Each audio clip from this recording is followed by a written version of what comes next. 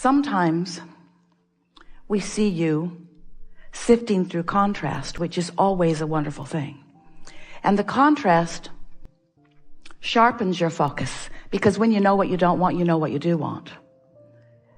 And so as the contrast or the variety that you're focused within brings you to greater and greater clarity about what you prefer, you often don't remain or even come very quickly to a vibrational matching or consensus or alignment with your own desire. In other words, your desire continues to evolve because contrast just insists that it does. But most of our physical friends get lost in that sifting process, so they don't benefit as quickly as they could from the value of the contrast. But even more important, they don't enjoy the process of the contrast. It almost seems exactly as if, here's what you do. You let contrast produce desire while you beat up on yourself for being in the contrast. As if you're doing something wrong when every single thing, every single minute, every single day doesn't go exactly as you think that it should. And that's because you're just seeking the outcome, seeking the outcome, seeking the outcome, seeking the outcome, seeking the outcome, seeking the outcome, seeking the outcome. But what about the fun along the way? What about the fun along the way? This last week, Esther had so much fun playing with family and friends and football players with the Super Bowl. Well, the 49ers has been her son-in-law's favorite team forever. And then someone sent a link to Esther that one of the players had a blog about reading Law of Attraction and how they were going to go to the Super Bowl. Bought 90 copies, everybody's reading it. So Esther is secretly rooting for them now. She thought, wouldn't that be fun for somebody to decide that and then do that with that? Well, yeah, that's fun. So they went. They didn't win. You may have heard. But it was the most exhilarating game and process. And afterward, Esther was sitting in such exhilaration because she was thinking about the fun she had had because there was this thing to focus upon. When she found out that someone she loved was excited about that, she started plotting to get tickets and managed to get the best possible tickets ever. So the surprise festered for a while, and that was way fun.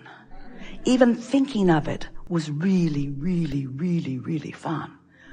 Then getting the tickets, really, really, really, really fun. Then telling him about it, really, really, really, really fun. Then knowing that he took his best buddy and they got in the truck and off they went. A couple of days of driving, really, really, really, really fun. Hotel close enough they could walk, really, really, really, really, really, really fun. And then the texts began coming as he's walking into the stadium. Really, really, really, really fun. Now, you may be a bit like Esther, where some of the actual walking into the stadium isn't ringing your bells, but it rang her bells that it rang his bells. It was really, really, really, really fun.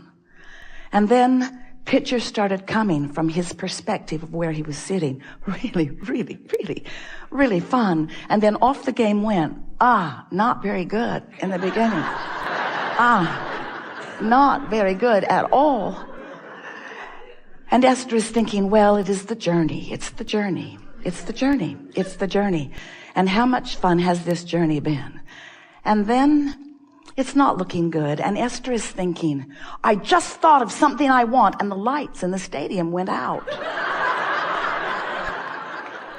Now, Esther isn't taking credit for that. But it was really, really, really, really fun. And then what happened next was so much fun. Watching the focus that the contrast had provided, watching the difference and the way it was going, feeling the momentum of all of it, watching these two coach brothers vying for a championship, knowing that someone was going to lose and someone was going to win. But wasn't it really, really, really, really fun? And now the game has come to an end. And the team that Esther and son-in-law are vying for did not win. And it did not matter. Because the whole point of it was so that something could be really, really, really, really fun.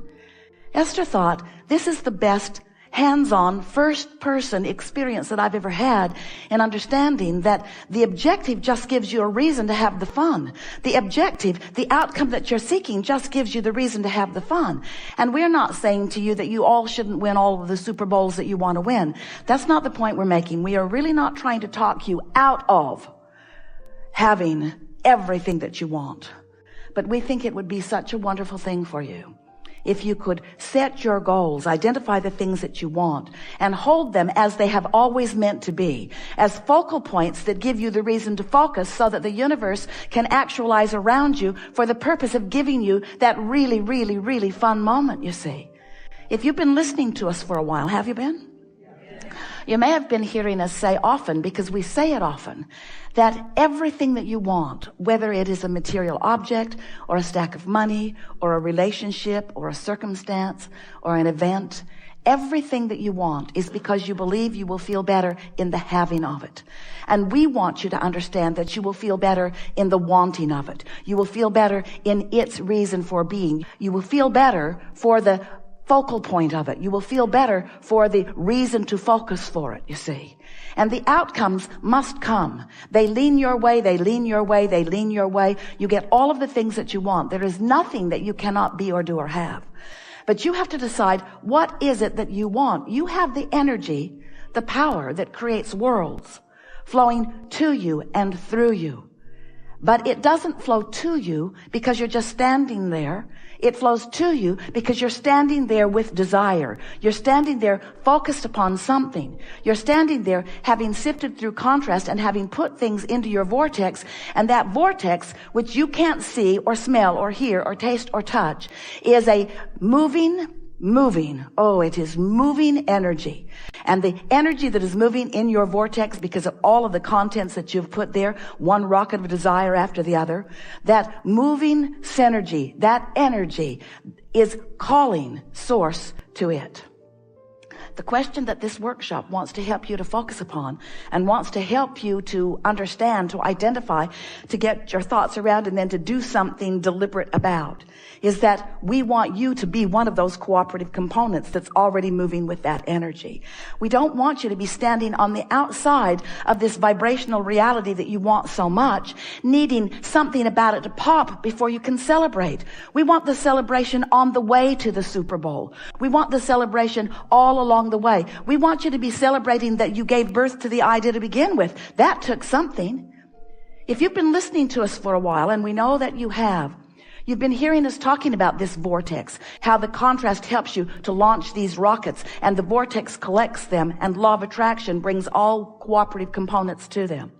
And recently we've been explaining to you that that vortex is a pure positive energy creation. And the vibration of it is high and pure because it contains no doubt. It contains no frustration. It contains no worry. There's no fear. There's no pessimism. That vortex is full of all of the possibilities of all of the things that you are asking for. It's high-flying energy, and it moves from your perspective completely resistant-free. And so for what you have put into this vortex to now manifest, or a better way of saying that is to be revealed to you, you've got to achieve a similar frequency to what your vortex is. So as you raise the frequency of that which is you, then what is in your vortex flows. It flows from the vortex into your experience. And that is the grid filling in. It's the grid filling in. It's your point of attraction is what we are calling the grid. It's you right there where you stand, filling in, being filled in with the contents that you have been selecting along your way that you have put into your vortex. Do you follow that? So as your grid is filling in, the thing that we want you to understand is that sometimes the initial idea, or what you think is the initial idea, is the grid filling in. So let's say you're living some contrast. You know what you don't want. You really know what you don't want.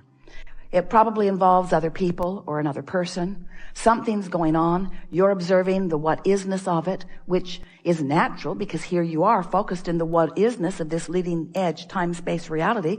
You're going to look at it. You're going to see it. You're going to know what's going on. So you're looking at some of it, and the contrast is sort of punching you. You can feel that there is something about this that you don't want. And in that process, you're launching some rockets. What we are wanting to submit to you is that every place you stand is your grid filling in, because things are always working out for you. That's the premise that so many of you have forgotten. Abraham, do you mean that when I'm in the middle of getting something that I very much don't want, that also is the grid filling in for me? Yes. And we have a question back to you. Did that contrast help you to define more clearly? Yeah. Did that contrast help you sharpen your desire into more specifics?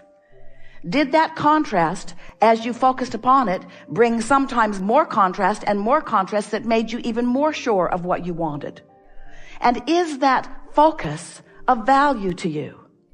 So isn't everything that's happening, whether you're standing in a culmination that isn't what you want, isn't it still things working out for you? Isn't it?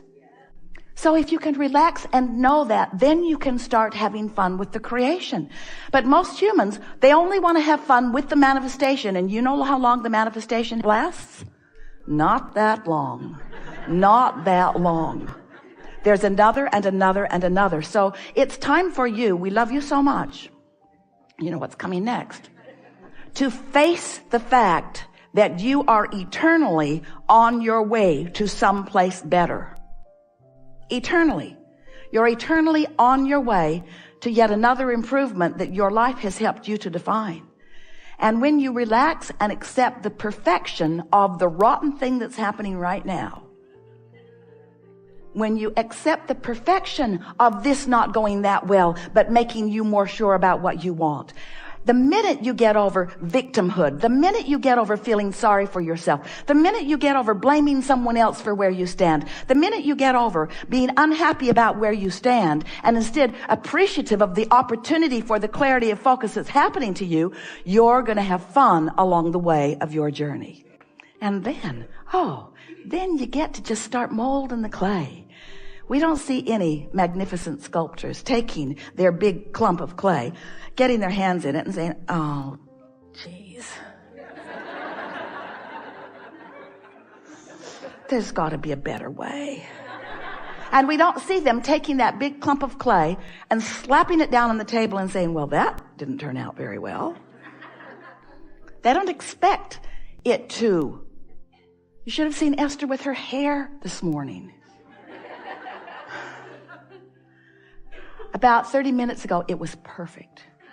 It was perfect. It was perfect. You would have loved what you have seen. It was perfect. And she was walking across the hallway in her suite, and her barrette popped off her head and flew on the floor. And her hair just...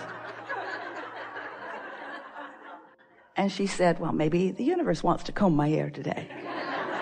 And maybe I don't care. In other words, everything that's happening is happening to your advantage.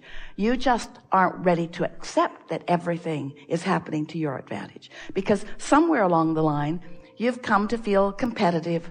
You've been made to feel less than. Someone's explained to you that you've got to buck up and that you've got to do your part and that you've got to pull your weight and that you've got to measure up.